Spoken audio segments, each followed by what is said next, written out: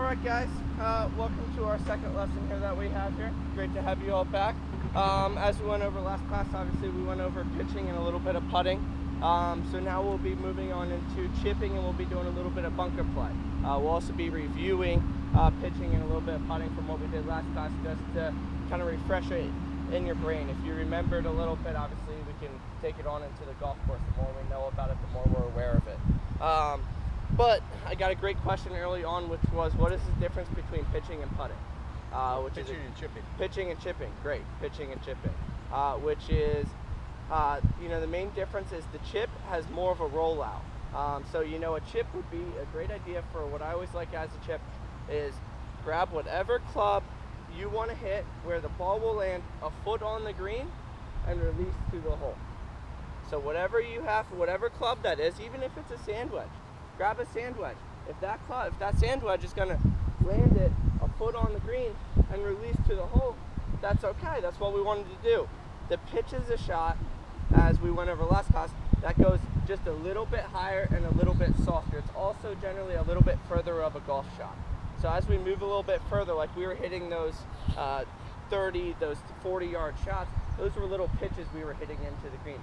Where the chips would be if we're like we are here, right around the green, hitting that shot, landing it a foot on the green, and releasing it all the way to the hole. So that is the difference for what we have. The techniques are very similar between the two, which last class we went over. It was, just for weight, and this is going to be very vital in this class, is making sure we have just a little bit more weight. Like I said, that 60% on our front foot, 40% on our back foot, that is still going to be the same for chipping here. What's even more important with chipping is we want to get consistency of the strike, or at impact. We always want our impact to be right. A great way to help that for chipping is to make sure that we keep our lower body very stable through the chip. We still can follow through like we were talking about last class, but especially on the back, you don't want any change going back and through. It is just taking it back a little bit, keeping the lower body very stable, and then just finishing through. It's a very easy little chip shot. As you said before, we do keep our body open though a little bit. You can open your body up a little bit with the shot because we're not having that full release. But we got all these stations here for you guys, so we can start hitting a few shots. But first of all, before we go over that, we have a few fun things this week. Does anyone know what this week is? Two things. Well, April Fool's Day. Correct. What started today? There's a few things that is particular with today, if any of you guys know. I don't know, but the other day they started having the kids with their chip. Perfect. I love. All right, so that's a great one to start, which is the Sunday before, which is this week, which is Masters Week. Yeah. So this is that major tournament that they have, the first major event that they have for the guys, held in Augusta, Georgia, at one of the finest golf courses in the country and arguably the world. What they have done is they created a system that's called the drive, chip, and putt.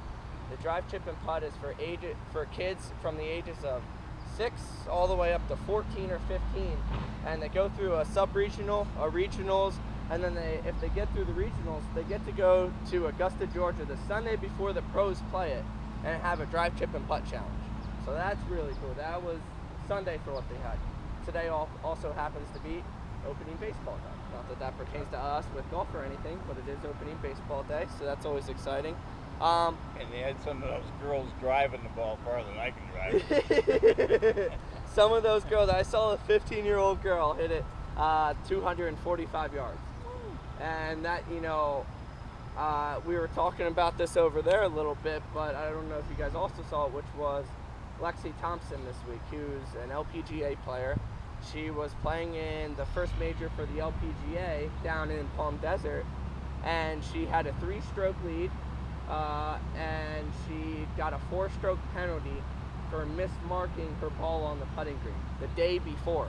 A guy from someone who was watching it on TV called in, said she mismarked her ball, so she got a 1-stroke penalty for every hole after that she didn't go back and remark her ball. Oh my God. She lost the major in a playoff by 1 shot in a playoff because of that. She had 3 strokes up, battled back, and then still lost by 1 in the first playoff hole because of that.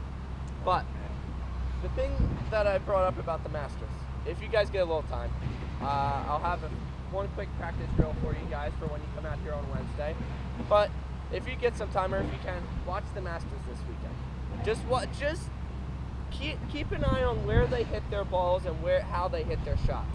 You'll see, especially as they get around the green, there's so much undulation, which is how much the green has hills on, how many mounds, how steep the mounds are on the greens.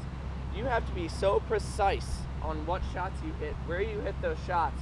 You know, it goes back to the fundamentals that we're doing right here today, where, you know, they're picking a spot on the green, which we're going to be picking our chipping spot to landing it a foot on the green with these chips. They're picking their spot on the green a foot on, 6 feet on, wherever the spot is. They're picking that exact spot, trying to hit it to there, so that the ball takes the contours of the green and goes around towards the hole.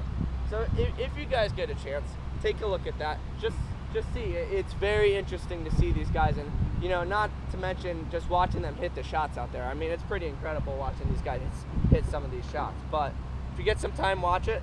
Otherwise, let's go ahead and hit some chip shots, and we'll go over a few more things.